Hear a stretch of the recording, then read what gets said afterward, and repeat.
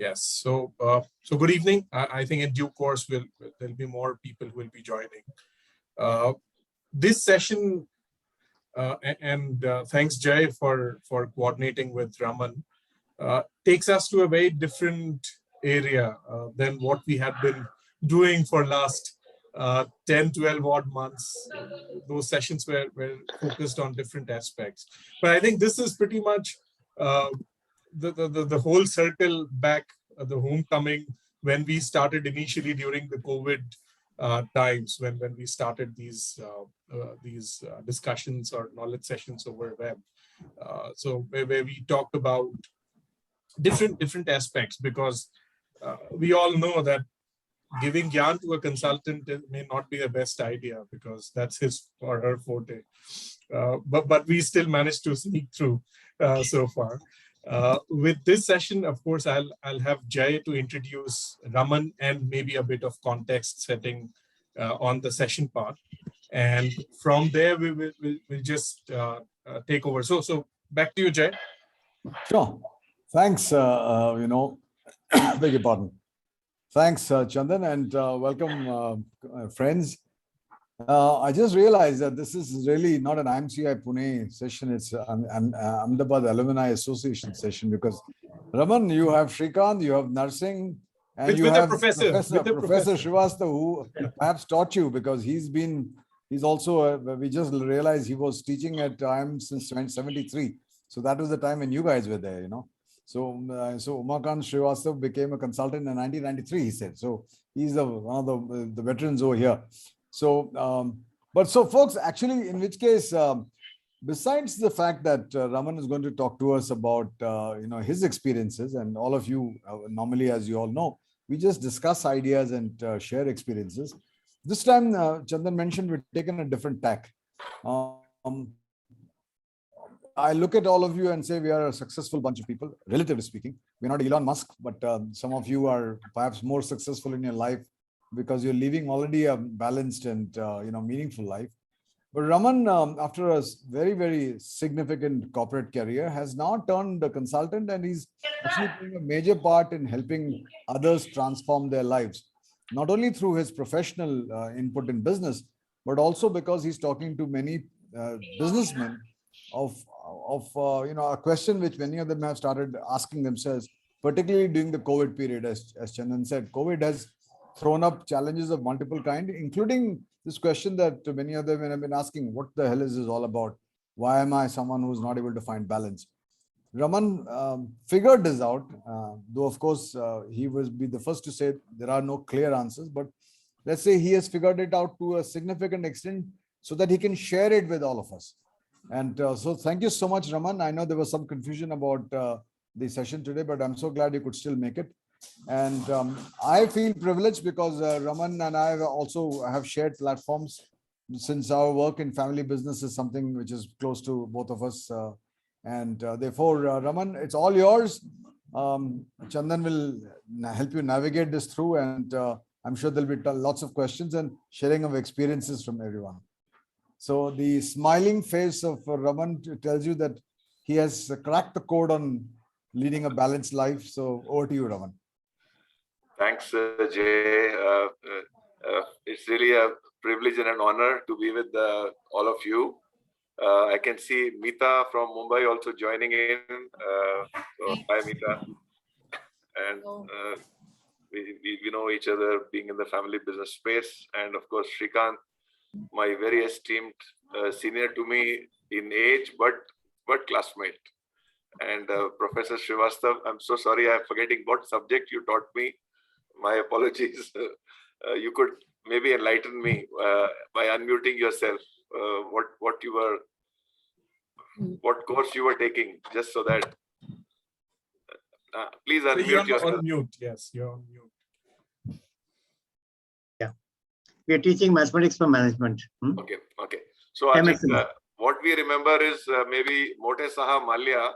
No, same. It was MSM, M Mote, yes, Srivastava, and Malya M.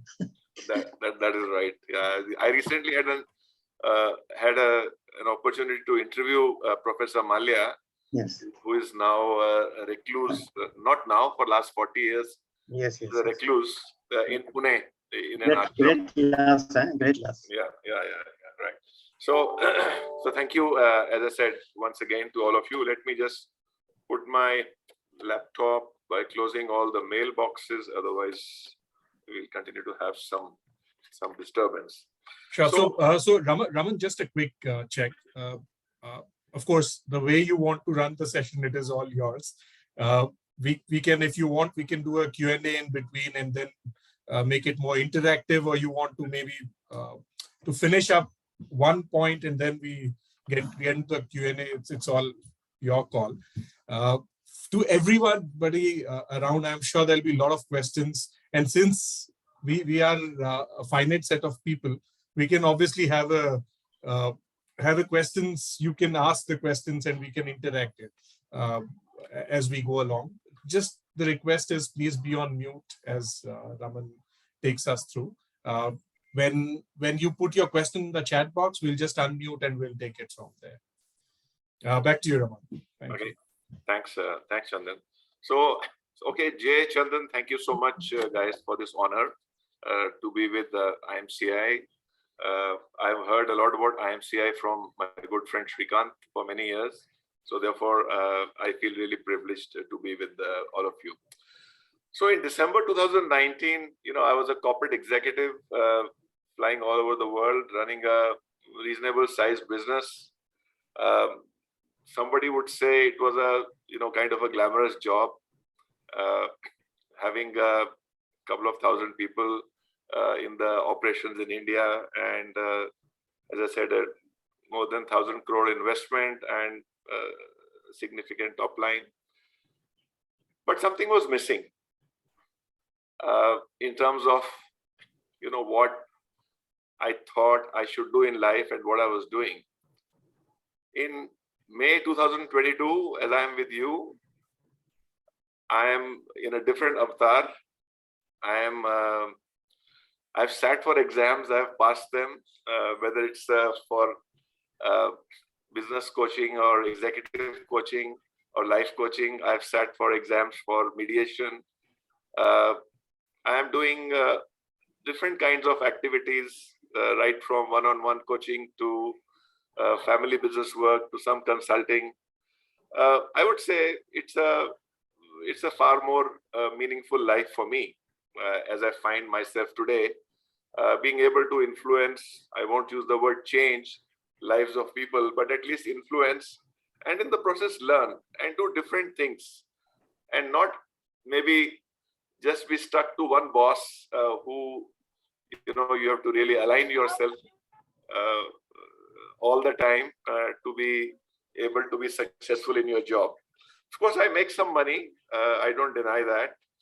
But I have time for many other things which I didn't have time earlier, whether it's contributing in TIE, where I'm a charter member, or in Rotary, or many other things, or like the reunion of our classmates, which, Shrikant also is a classmate. So we both spent a lot of time in organizing reunions where after 40 years, nearly 80% of the class we could assemble. So stuff like that is something which I would say is adding more meaning to my life. So I think my intention today is to take all of us further in a journey of personal mastery. So anybody would like to say, what is your definition of someone who has achieved personal mastery, or someone who you think is sorted? Let me use some colloquial words. Anyone wants to attempt? What would be the description of a person who's having personal mastery, or who's a sorted person? Anyone wants to share? Unmute and say. Hey, Raman, maybe a stability of whatever is happening around, but someone is stable, comfortable with what is going on. Okay, stable and comfortable. Anything else? Any other adjective or adverb or? Emotionally intelligent. Emotionally intelligent. Okay, great. Anyone else to say who do you think has achieved personal mastery? Yeah, Meeta, you have unmuted. I think it's happiness, which Happiness. at different stages of life, your definition also changes Yes. for happiness. But still, whichever life phase that you are in, but you're comfortable, you are happy, you are satiated with Okay. what you're doing, done. Wonderful. That's sorted out. Nursing, you've unmuted. I guess Yeah. you will say something. Yes, Raman. I would actually look at it in only one way. Mhm. And that is, if a friend wants to talk to me, if a friend wants to meet me, Uh-huh. irrespective of whether it is 1 o'clock in the afternoon or 11 o'clock in the morning Uh-huh. or 7 o'clock in the evening, I should have the time and the inclination to meet that person. Okay. If I have that kind of a, liberty, freedom, then I think I have more or less good, control over myself. Okay. Myself. Great. I think all of you are right in different ways, and I respect that and appreciate that. I'm going to say that for me, a balanced and meaningful life is one where, I have, let's say, reasonable mastery on multiple dimensions of life, whether it's the professional side, whether it's relationships, whether it's, as Meeta rightly said, emotional intelligence, spirituality, financial stability, and all that. So, for example, if you are very, very rich and very healthy, but you have poor relationships, what's going to happen to you in life? Loneliness is the biggest killer in the world. So, if you have not sorted out your relationships, your money and your good health is not, you're going to the gym every day and have $100 million in your bank. So you would be still feeling incomplete. So, this, I would be taking 6 dimensions, and now with your permission, I'll jump into my presentation to make it easier to share more on the topic of today. Sir, are you talking about PORMA, Martin Seligman's theory of PORMA, positive emotions, engagement, relationships, accomplishment, and meaning and purpose of life? So, there's some input from that for sure, but this is when I talk on this subject, I'm going to share basically from my life experiences and from my point of view as to, where I stand today.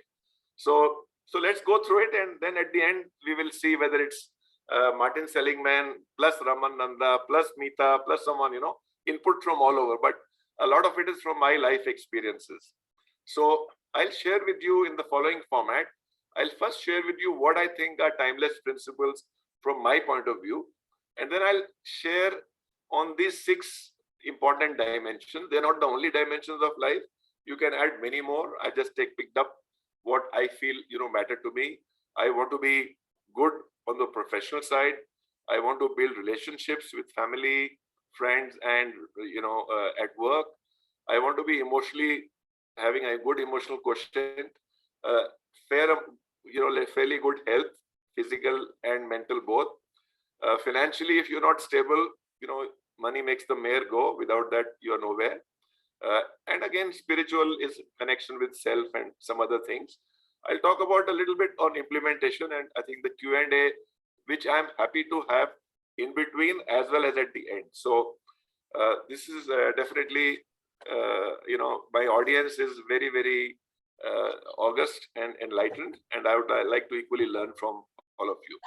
So first I would say is, let's rate ourselves on these 6 dimensions on a 0 to 10 scale on what they call a spider diagram. So 0 is at the center, 10 is the max.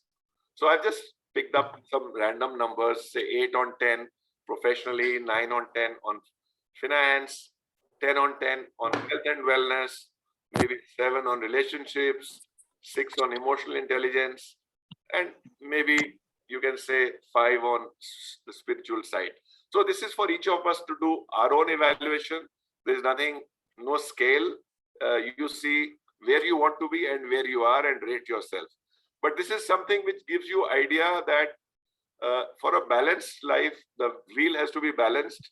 And, if you are 2 on spiritual, where you want to be on 10 compared to that, then obviously that's an action area for yourself. So with that, let's jump into what I feel are timeless principles.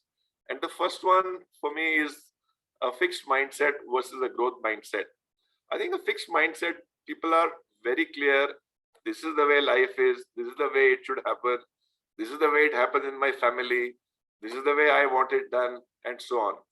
Whereas the growth mindset is you're open to ideas, to change, to adaptation, and so on. I guess in today's world, there is no option but to have a growth mindset.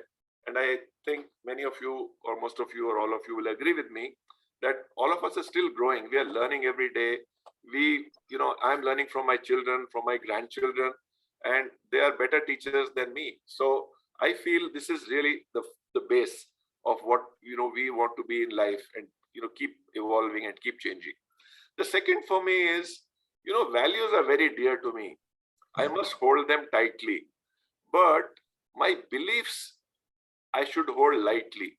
So beliefs are stereotypes, that look, all South Indians are like this, or all finance people are like this, or all North Indians are like this. So we have some beliefs of all kinds. I would say hold your beliefs lightly. It's important to be ready to question your beliefs and not say, oh, this is final. So that's the second part. The third is, I say that unless you have a purpose and some goals, unless you know your why, I think life can be very, very tough. For example, people say, when do you become old? So you can become old at 50, 60, 20, 30, 70, 80. But obviously, when we compare with people who are younger, say 20, 30, they are not ever called old, but people 50, 60, 70, 80 are called old. For me, the difference is that people, many times when they are 50, 60, 70, they stop dreaming. They stop having a purpose. They stop having goals. So whereas at the age of 20, you have no option but to dream and say, okay, I'll do this, and so on and so forth. So once a person who's 75 asked me in a Rotary meeting, Raman, you're talking about purpose and goals. What goals should I have at the age of 75? I said, yeah, sure, you can have goals. How much time you want to spend with your grandchildren? How do you manage your finances? How many steps a day you want to do? What's your blood sugar level, etc., etc. You can have your goals. So I believe it's true for all of us at any age, in any situation. I think the biggest problem of mankind is we have forgotten how to spend time with ourselves. And this time is something that we must slot, I believe, because that's when you reflect, that's when you see what's going right, what's going wrong, and whether it's setting objectives and goals or reviewing your own life purpose. Me time is me time. I think there's no option but to have that. I try to think of 5 minutes in the morning, 5 minutes at night before I go to bed, and at least 2 to 3 times a week, an hour I like to keep as me time for reflection. That's what I do, but each of us is free to use what we want to do. The next is notes. All of us have got good memories, but I think that memory is selective. Anything significant, I like to write it down.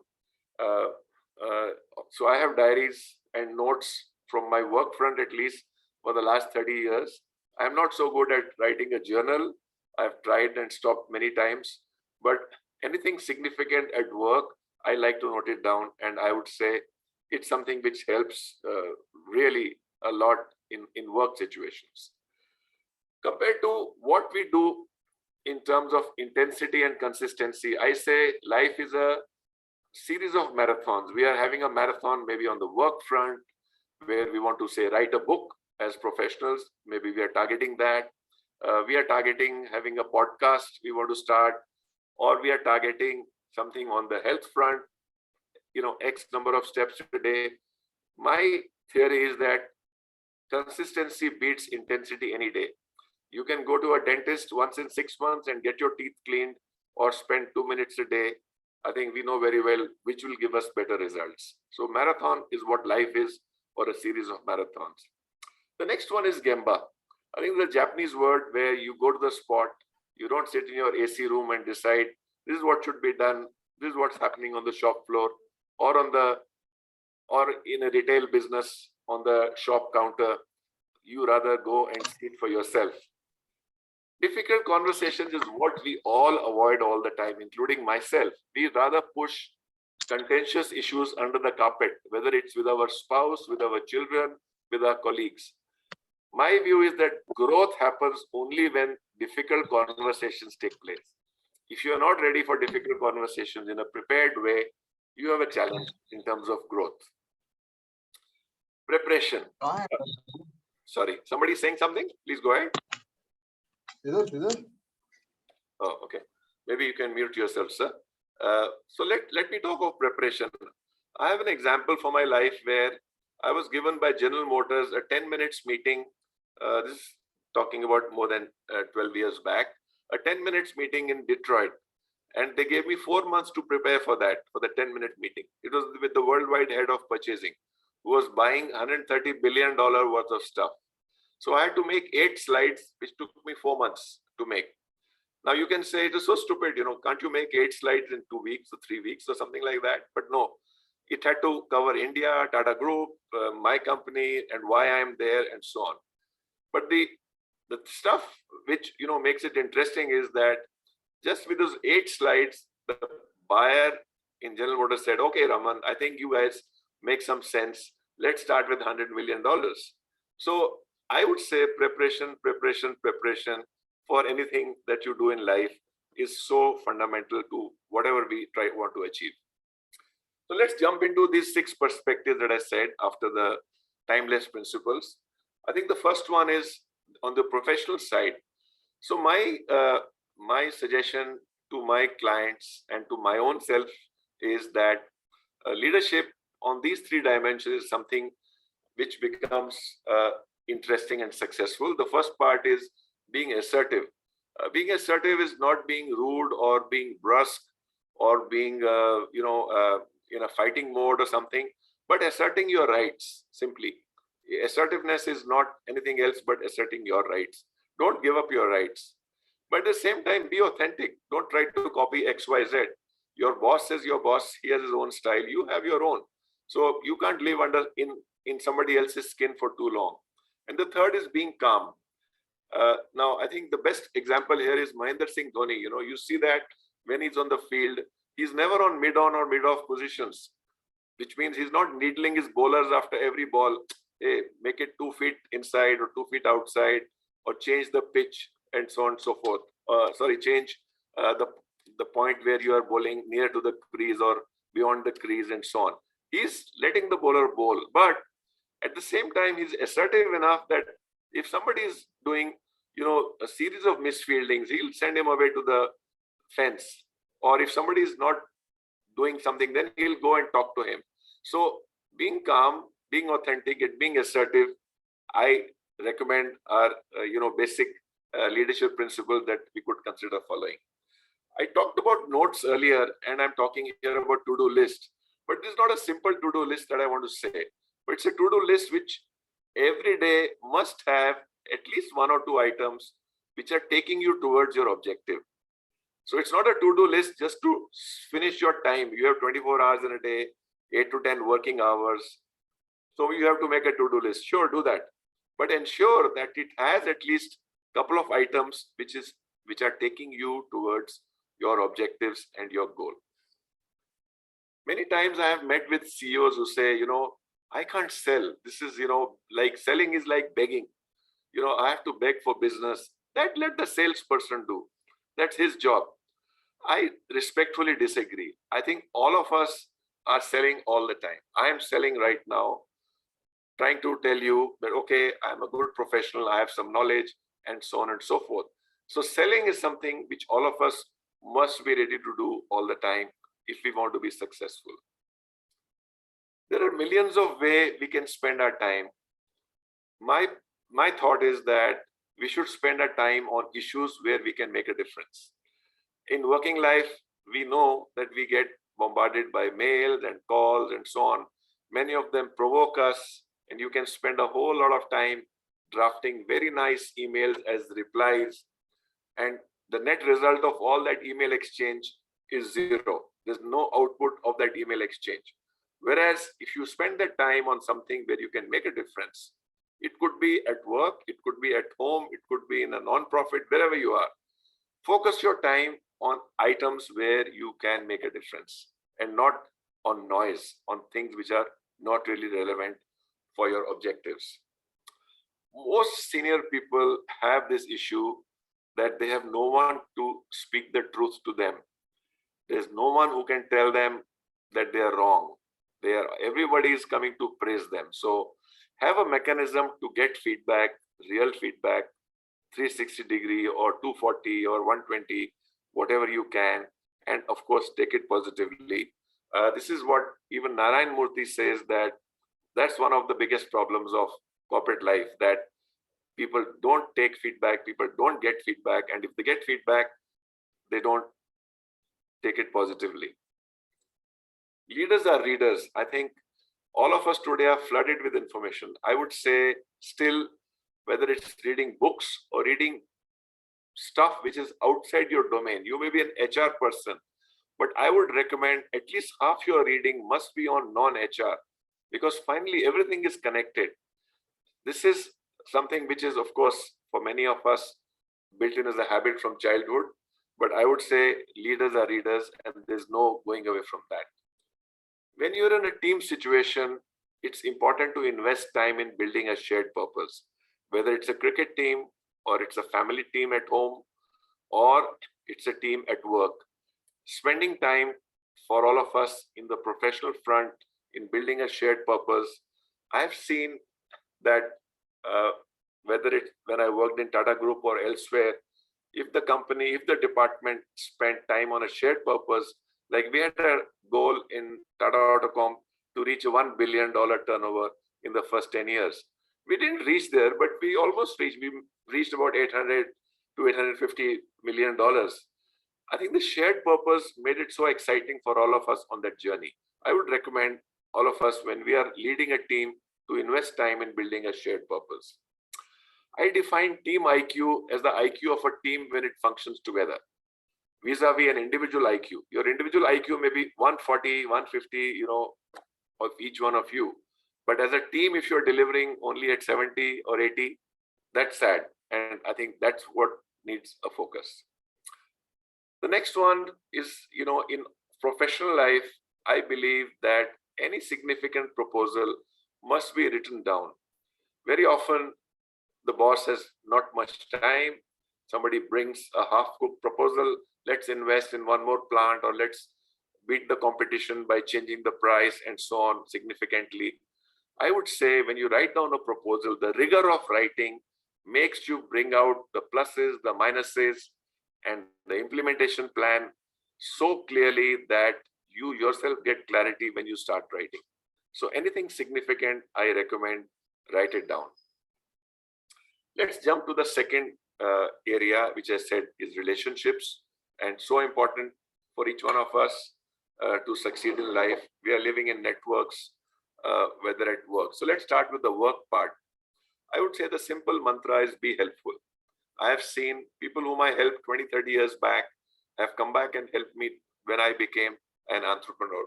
It's something simple that you give and you get automatically sooner or later. So be helpful.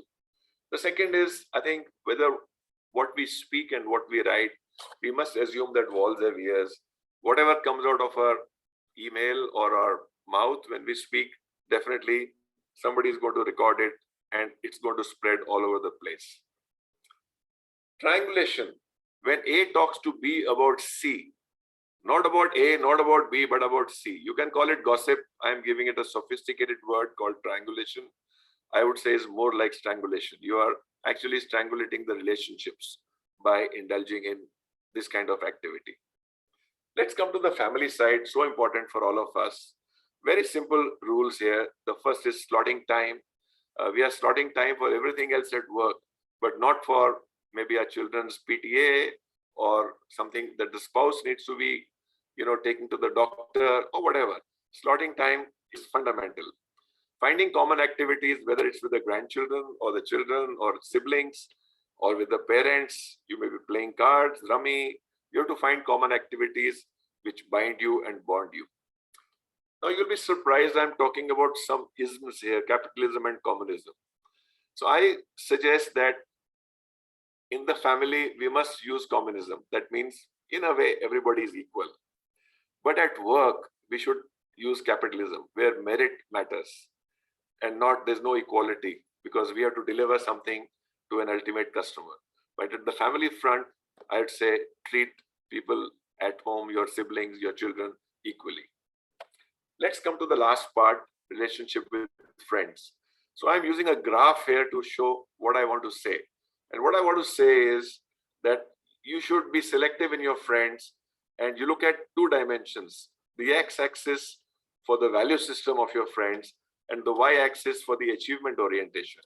For me, the green zone is where I would like to have my friends who are sharing the value system with me, but at the same time, they want to achieve something. They just don't want to be sitting tight and, just not doing something, not wanting to achieve anything. That's my way of looking, and that's what I try to tell my children. Not that they listen to me, but that's how I like to look at selecting my friends where I can. And the second is diversity. Being a North Indian, I'm, tending to have all North Indian friends, or being a finance person, friends from the finance function, or being somebody, working in a particular organization, only from that organization. I say go for diversity, and that brings in a really lot of learning, I believe, in our life, whether it's gender, function, or so many other dimensions. Look for diversity. This is a simple principle which is avoiding high expectations from your friends. You will get rewarded when you have low expectations, and people exceed those expectations. This is what I like to do, avoid high expectations, and life is always beautiful after that. Okay, the next subject is what Meeta mentioned, emotion and emotional intelligence. For me, there are four important pillars on which I would say the emotional intelligence, let's say, becomes stronger. One is self-esteem. The second is resilience, because these are two very, very important things which bring in the possibility of having a strong emotional quotient. The third is relationships, how we manage them, how we perceive them. And the fourth one is, having something beyond work. You must have a rich life which is not just focused on work, but beyond that. So for me, these are the important pillars. But coming to specifics, I would say the first thing is we must learn to handle negative emotions, because really thoughts create the world. Now, I look at two basic principles I like to use for handling negative emotions. I get negative emotions. We all get, on an average, they say 6,200 thoughts a day. So it's not possible that all of the thoughts will be positive. So if they're negative thoughts, I look at, as I said, two ways. The first is I ask 5 whats, which means, so what if it happens? Say, for example, I'm a student going for class 12 exam. So what if I fail in a particular subject? Okay, I'll get a back. So what if I, fail in the back also? Okay, I lose a year. So what if I lose a year? This will happen. So if you ask yourself 4 or 5 times, you'll come to a situation where you say, okay, I understood the final negative consequence of this negative thought that I am having, that I may not pass the exam. Okay, now I can handle it. That means confront yourself with the worst possibility that could happen, and then come to terms with it, that you have ways to handle that. That is one. The second is, when you have negative emotions, don't try to brush them aside or under the carpet. I believe in writing them down for myself, that I am feeling this as of now. Okay, so now what next? And then I feel for myself that I am able to come out of it. That means I'm having something hanging in my head because of something I said to someone or something I felt bad about. I should not let it keep hang in my mind. I should sit down, take the me time, understand why it is happening, and confront it. So these are my 2 ways which I suggest for handling negative emotions, and I'm happy to learn from all of you as to how you handle them in your own life now or later. During the Q&A, we can go for that. So please stop me whenever any one of you would like to stop me. Okay, yeah, please. Somebody saying something? false alarm. Okay, I'll go to the next one. The second is, we all have difficult people to handle in our lives. I say have a strategy to handle such a person, because you would be in a problem otherwise when you just go head on with someone, who, as they say, sometimes you can't wrestle with the pig because you'll only be fully, muddied. So you need to have a strategy when you have a difficult person to handle. Without that, it's not so great. The third one is partly what I said earlier of leadership. Be more assertive, which means assert your rights. So I'll give you an example. You go to a restaurant and you get really horrible food served to you. You've gone to celebrate with your family. Now you have three options. One is you can call the waiter and the manager and say, don't you know who I am? Don't you know it's my son's birthday? And you have spoiled the whole mood. You shout at them and say, take it away. And in a way, you spoil the mood of the family and maybe some other people around you. The second is you could be meek and submissive and say, oh, it happens in these 5-star hotels. There's no option. We got to lump it. That's the second option. The third is you can very quietly but firmly call the manager and say, hey, this is terrible food. It needs to be replaced in the next 10-15 minutes. So you are asserting your rights of getting the food you are paying for and not spoiling your mood, and at the same time not accepting nonsense. So that's the middle path, which I would say, which is being assertive. We can also say disagree without being disagreeable and saying no without feeling guilty. Many Indians are prone to, especially when they are dealing with Westerners, saying yes all the time. We must learn to say no without feeling guilty and also disagree without being disagreeable. Really, these are things which are missing very often. And finally, in emotional intelligence, I would say, learn to express love and intimate emotions. To a large extent, in this very intense, rat race of our life, we are forgetting the important part, which love has and intimacy has. That's absolutely a part of the emotional intelligence piece. So let me come to health and wellness. There are many experts in this area, so I won't like to sort of usurp their place, but I have some simple 4 rules for physical health and wellness. The first is periodic checkups, whether you are above 40 or 50. I think these are so important. You get to know what's happening proactively. The second is again, your dietitian may say, or your wife or your husband may say, have a balance of proteins and carbs and fats and vitamins and minerals. Look at strength, stamina, flexibility, and balance.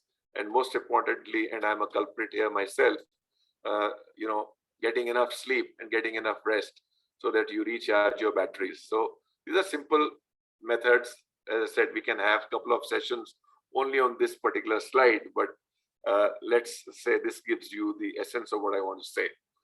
The mental wellness part is very important, and I would say here you have to have a balance between two so-called conflicting positions. Intelligence, using your intelligence, and judgment. Have a balance between them. Have a balance between determination and acceptance. A balance between optimism and realism. Sometimes you need to be having optimism, and sometimes you need to be realistic. Ambition and flexibility. You may be having a target, but be flexible in terms of where you can actually reach.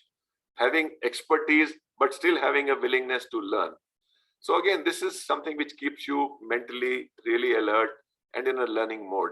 And finally, you can see each of us can have different ways, but for me, things like meditation, reading a diverse range of stuff, connecting with people of diverse backgrounds, help me retain my own mental wellness. So that's on the physical and mental wellness part. Let's come to the financial perspective.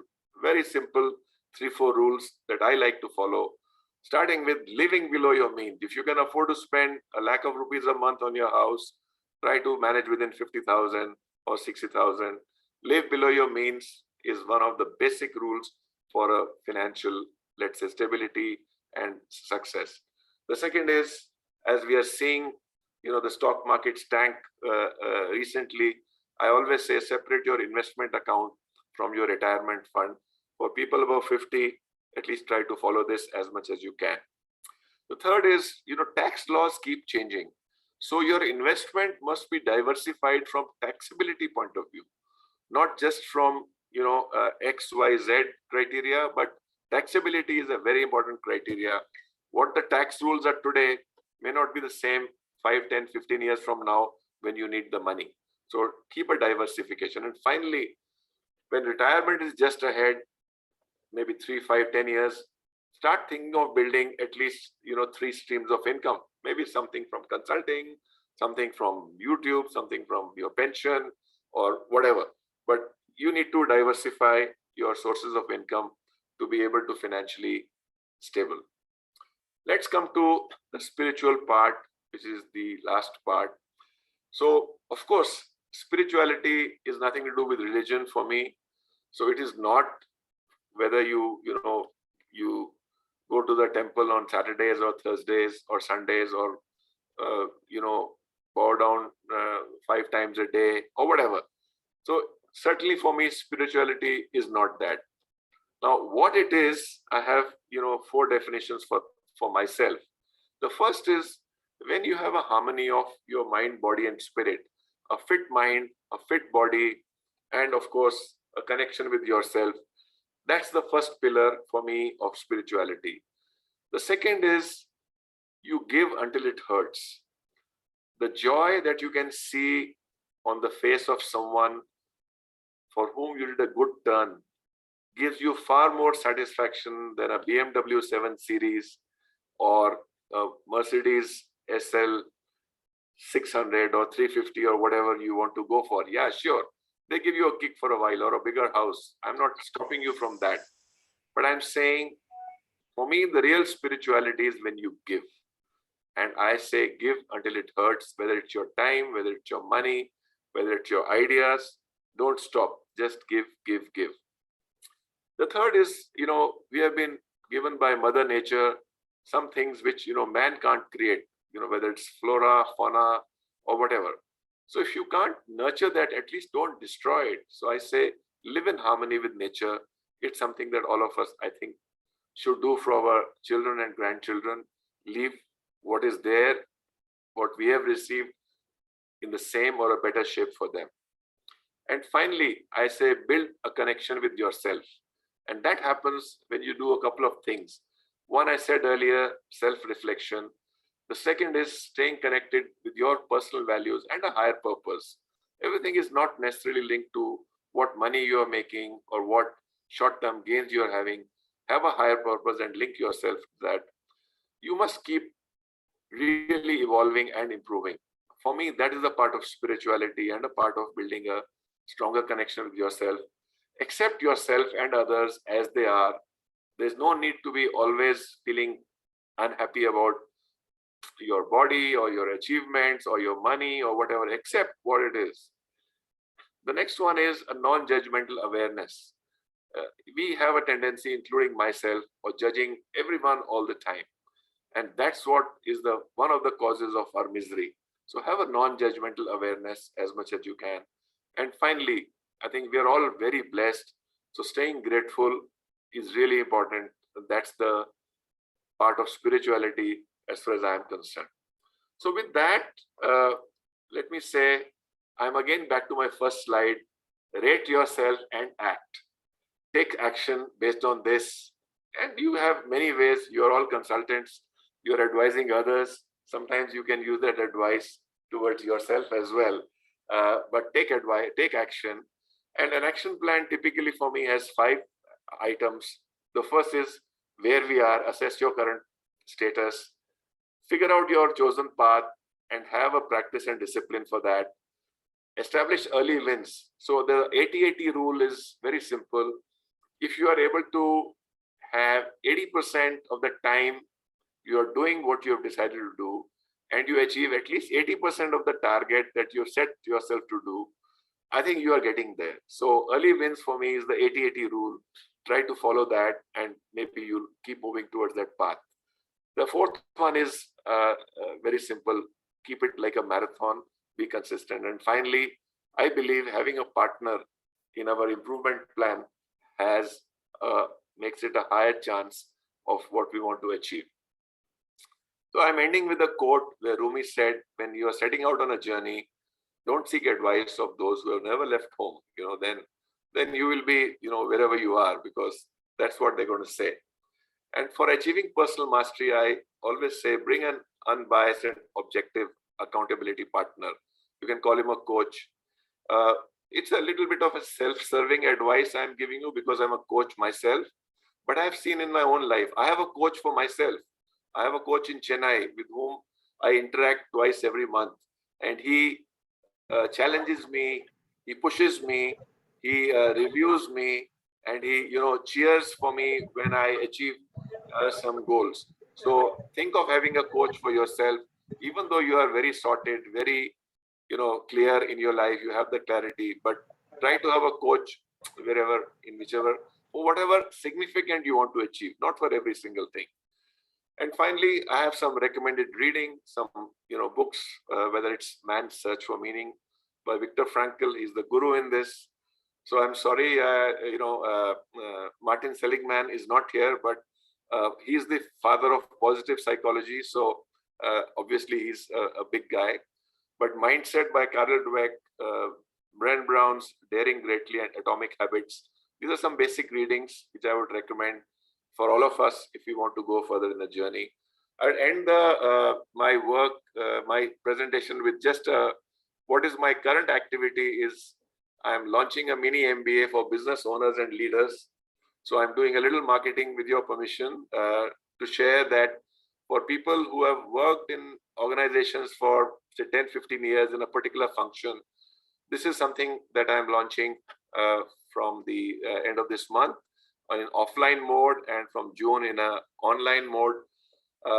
It's for, say, somebody has worked in operations for a long time, not worked in other functions. So we have a chance of that person learning something more about the other functions as well as about leadership and get some confidence to be, promoted to the next level. Happy to share any more details if anyone wants to know. With that, I'm over to a closure of my presentation and all your wonderful questions. I'm ready for that. Well, thank you, Raman. I think excellent. It took us to a different place altogether. I'm sure if we reflect since morning, all the activities which happened with us. So what we will do is, and I'll request each one of you to maybe ask your question. You can just unmute, ask your question, and then we can take it up that way. We have 15 minutes for Q&A. So anyone wants to take a lead? Yes, Meeta, please go ahead. So, Mr. Nanda, I have a practical situation where talk about coaching, when a life coach or even an executive coach takes you through this entire journey, which you very nicely, very crisply put it to us. I find that after some time, when the buddy is not there, or at some point the role of the coach comes to an end, and the person has to take on his or her own, because it's like doctor, you are there for some time and helping, and then you move out. Then again, how is it effectiveness of this entire coaching experience with the coaches? That how long does that have? What have you experienced? How long does that stay with them? Sure. Good question. And the result is mixed, let me say very frankly. Because maybe not as a justification, but finally the coachee is living his or her life. You're not living that person's life. So a coach is a catalyst. And obviously, if the coachee does not stay on with that change or with that behavior, I am 100% clear it's the failure of the coach also. So it is not just the failure of the coachee, it's the failure of the coach also. And very often what happens is that when we coaches come to the advisory mode, that's where there is the highest chance of failure. Because we are not pushing the coachee to come up with the answers himself or herself. Because if I come up with the answer from my own brain, there is a much higher chance of retention of that thought than something given to you as an injection, as an advice. So very often we coaches come into the advisory mode, sometimes because of our own, I call it the advice monster. You know, we are so good at wanting to give advice. You know, there is one of the chemicals gets released, one of those 4 chemicals, happiness chemicals gets released when you are giving advice, you know. So, so therefore I say there is an advice monster in all of us, including me. We have to keep that in check.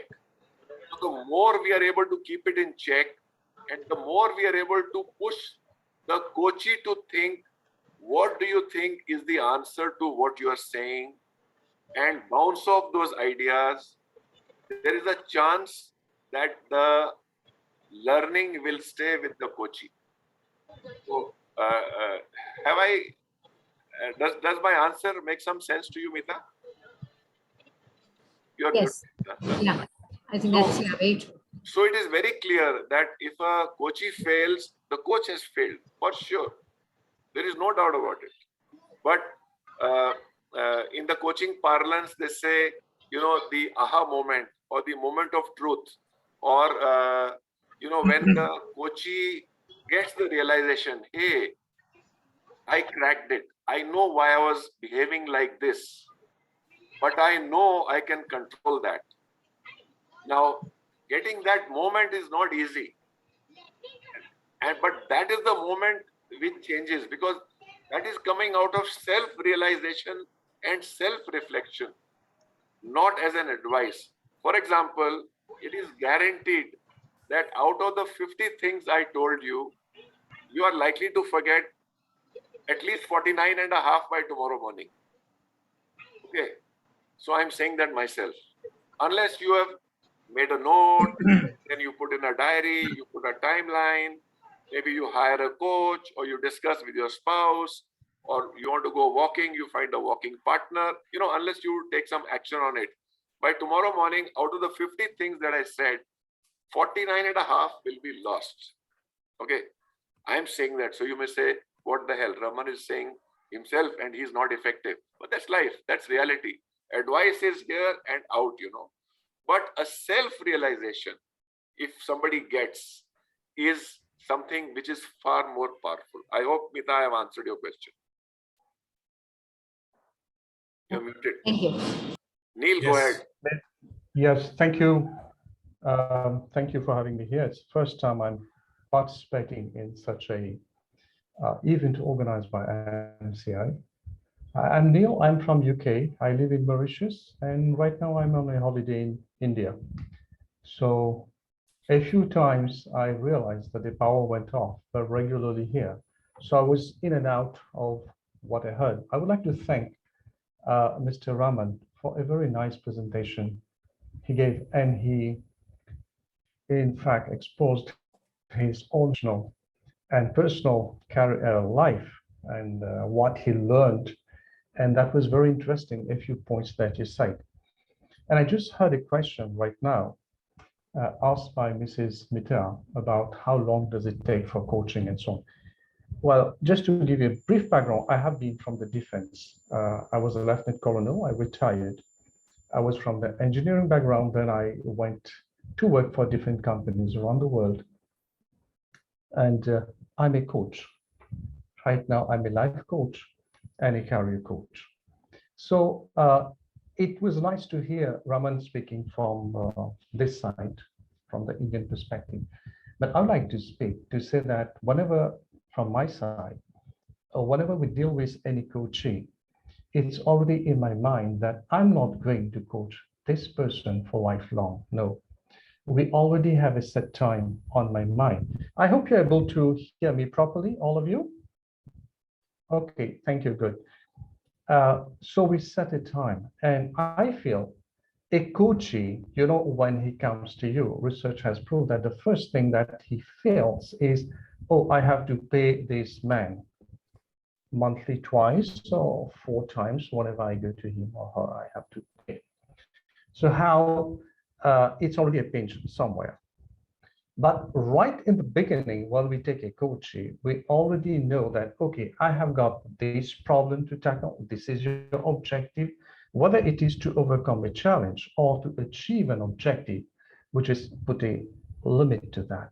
That, okay, we're going to achieve this within this, provided you are able, we are both able to agree on what we are going to follow. And like Raman said rightly, the coach doesn't give too many ideas like, okay, it's like the most of the input has to come from the coachee. What the coach does is he asks powerful questions. That is a very important step. If you ask powerful questions, you are able to like make the person come out in the open. When someone speaks to you, he will speak only halfway between. The other half, you will have to unearth it from within that person by asking questions. And this is where you get many points. And when you make your plan, you can go very nicely. This is just to give a small, you can say, input on what was discussed. But what I'm coming to, the second part, what I wanted to say was, it's a very nice topic chosen. Balance and meaningful life. It's very much prevalent in the UK because people work, but they're not, they have problem at home. They're not happy in their own life. So what's the point of having money when you can't have happiness, you know? And many coaching centers, they are focusing on that. Many coaching companies are focusing on that right now. What they work with a company is they try to life, because balanced life is not simply about, okay, I have to divide myself between my professional life and my work life. You know, it's meaningful. Because at the end of the day, sometimes when you balance, you may have money, you may have many things, but still happiness eludes you, you know, it's very evasive. So I was very happy that you gave certain points about the whole process. And one thing which we catch up upon is spirituality, like you define it very rightly.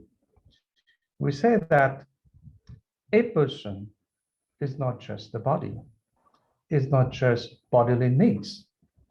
Also, he is also a spirit. He lives beyond that. And I think in philosophy accept that people live beyond their, you know, when they depart from this world. Unlike in the West, people don't believe so much. Sorry to interrupt you. What's your question? And that, you have a question? yes. No, I was just trying to add. Okay. That. I see some questions in the chat box. So I thought if you ask your question, then I can answer the other questions in the chat box also. But after you're done. Okay, sure. I'll go very fast. I'll go very fast on that. I just wanted to say that you spoke about management, about everything. I think what I want to really stress is that when in any organization, whatever plan we make, whether it is for profit, for growing it up, for whatever, I think we have to think about sustainability. You know, we all live on a planet, and it's not only about profit, about people, it's also about the planet. You know, like in a simple word, the triple bottom line, like we say. And I think we have to give importance to that. This is just to bring a reflection in all of you, to bring a reflection on that. That's all. I'm sorry if I took too much of time. Thank you. I just wanted, there's some questions on the chat box, and I think they deserve an answer. So Sunil, you asked, does that mean, is Sunil there? Yes, Sunil, I think Sunil should be here. Yeah. I'm here, don't worry. Okay. Yeah, so Sunil said, does that mean role of coach is of facilitator to help coachee find the answers himself? Yes, absolutely right. Sunil, you said that. But, you know, as Neil also said, that process is a process where you will ask questions, powerful questions. You'll go into the history. You will try to correlate some things which the coach is saying. So a facilitator is let's say one dimension, but reflective inquiry is something which we try to make the coachee do reflective. We make reflective inquiry so that your thoughts help you find the answer by and large on your own. So that is, Sunil, I hope I have answered your question. Let me come to Pradeep's question. Sometimes no matter how soft and nice you are with someone, he shows rigidly tough attitude. How you deal with him? So the first answer is, all the problems of life can't be solved by us. Okay, if someone is like that, just do like this. Say, forget him. Yeah, exactly. Oh, you can't solve all issues. He has or she has a certain bringing, some thoughts, some mindset, etc. I mean, you can't go 50 years regression to see why he or she is behaving like this, and it's rigid attitude, not acceptable, whatever. I mean, bad luck. As I said, you can see how you can avoid that person. You can have strategies for handling that person, but can you change that person? Difficult. Okay, Nirali asks me, I hope, Pradeep, I am able to help you with this answer. Nirali asked me, who's my coach? Okay. Excuse me, can you give me a minute? Yeah, sure. Pradeep, go ahead. Many times I think that someday he will see the truth. Yeah. The correct attitudinal change. Yeah. But many times I find in some of the relatives or some of the office staff, doesn't happen that way. Yeah. So that's where this question. Yeah, no, quite right. As you said, the last step is always there, that forget about him or our wavelengths are not matching, so let's not interact. Absolutely right. So I'm saying you can't solve all the problems of everyone. So Nirali, you asked me who's my coach. My coach is someone who's 1 year senior to me. So I'm not sharing that person's name as such because that doesn't matter to you. But I have a coach. That is the most important part. I'm a coach myself. Okay, thank you, sir. But I need a coach to keep me online, to keep me balanced. So, sir, are you a certified coach? That is what I wanted to basically ask you. And you are certified from the same person who is in Chennai? Yeah, he runs an organization? No. I'm certified from International Coaching Federation. ICF. You are ACC or PCC? No, I'm not ACC. Okay, sorry, Nirali. Just maybe we'll have to take a break. You can maybe ask offline, put a question to Raman. Yeah, if you can just send me some details of how we can contact him, maybe his email address or something. Yes, I'm sure. I mean, those details will share. Okay, thank you. I have, next question is Vivek. Wonderful. The 6 point, would you say financial stability is the most important of 6 points, which leads us to support the other 5 points? Okay, Vivek, a good question. Which spoke of the wheel is more important than the other spokes? Yeah, the idea basically is, sorry to interrupt, but the idea is there. I mean, the question is more, is there any priority amongst the 6 points or it's all equal? You have to find meaning in your own life based on your own definition. For somebody, a 1 crore bank balance is enough for financial stability. So he's 10 on 10 in that rating that I showed with 1 crore in the bank. For another person, even with 100 crores, he's 2 on 10.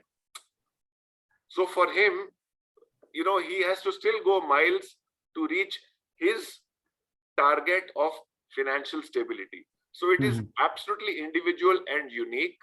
So you must decide your own target and rate yourself and then take action to reach your 10 or close to 10. Right. Is that clear?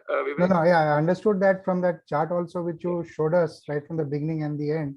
Sure. But somehow I felt, is there a need for any prioritization amongst the 6 points? So each of them is important. You see, if you don't have funds, you can't do anything. Yes. If you don't have emotional intelligence, you will be screaming all the time at people, not thinking, not knowing how to manage relationships, and so on and so forth. If you don't have good health, everything else is great. Yeah, that's true. Then you're not able to enjoy life really. Yeah. If you're not doing well on the professional front, you will think you are a failure.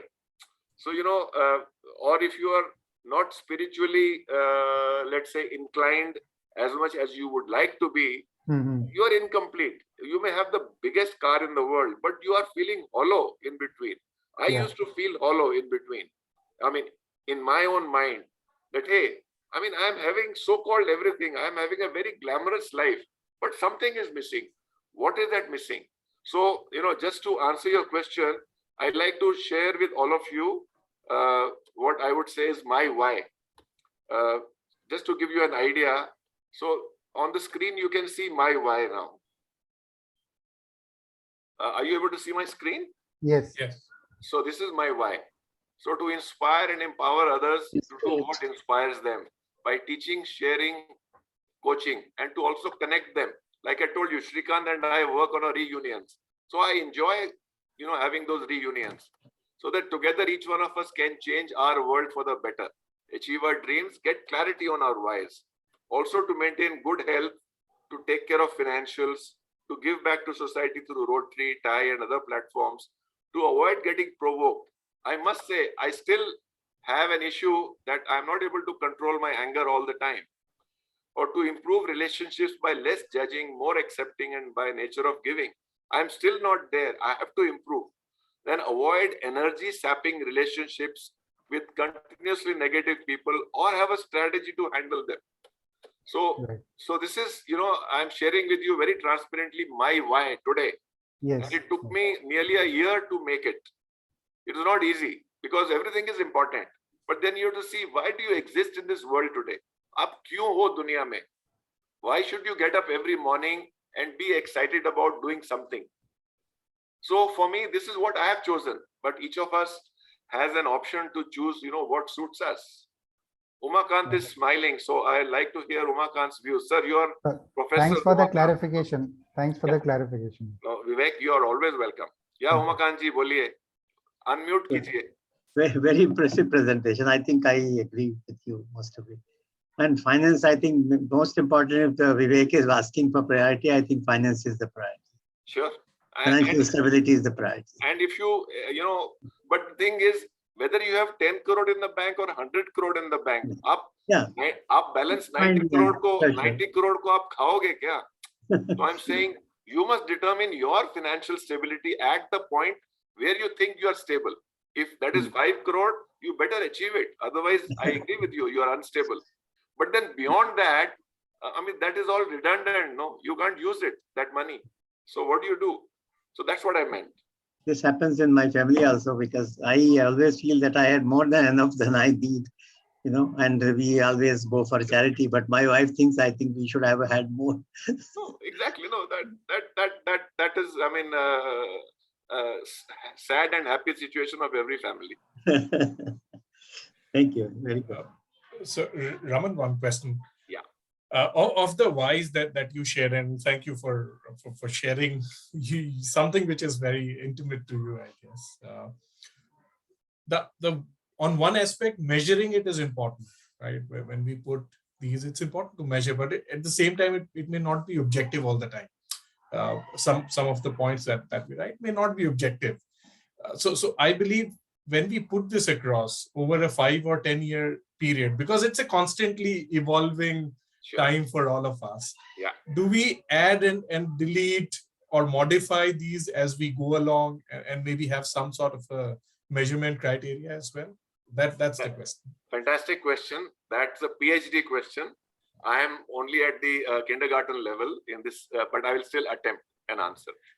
So the answer is yes, you are right. It keeps changing and evolving. I may be having certain health goals today based on my today's health situation. I may have to relook 6 months, 1 year later. I may have certain financial stability today. It may change, or I may make up my mind, yaar, ye society ke liye karke kya fayda yaar?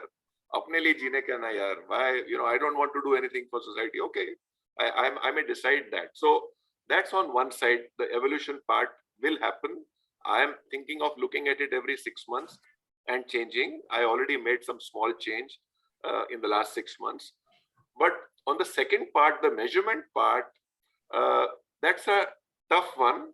So the best answer in that is, if you have a sense that directionally you are improving, you are going towards that, for me, that is reasonably more than enough.